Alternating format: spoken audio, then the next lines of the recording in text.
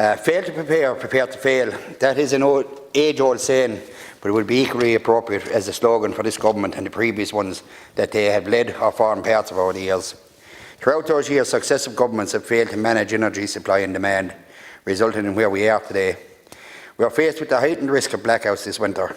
As Mark Foley, CEO of Oireachtas, has said in recent times, this is another avenue this government has led us down, another avenue that leads to uncertainty for households and businesses across the country. What we have seen over the years is poor policy that has failed to increase supply with projected increase in demand for energy. That poor level of foresight led this government earlier this year to introducing in a rush manner the Airgrid electricity and turf bill. The purpose of this was to give Airgrid the necessary powers to procure directly 400 megawatts of power to hold for this coming winter and the 2 subsequent winters, but will not provide for what we need this winter.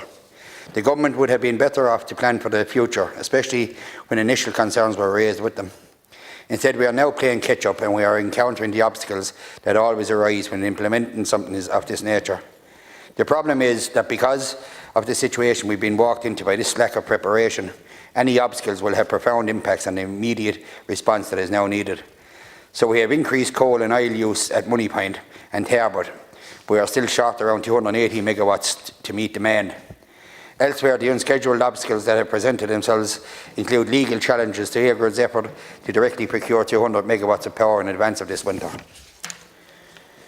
That is where leaving everything until the last minute leaves us, unable to manage our ways through the problems that always arise.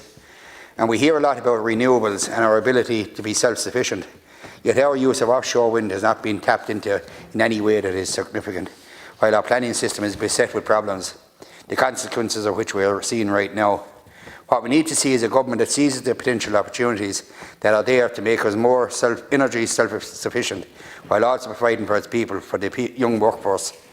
If our energy sector were working properly, there would be huge benefits for our young people, who would have the opportunity to take up well-paid jobs in a sector that will protect our planet, while at the same time protecting our energy security. Community energy generation has an important role to play in our energy future, and I would advise the government to plan accordingly and not to wait until the next warning comes, because that has already arrived.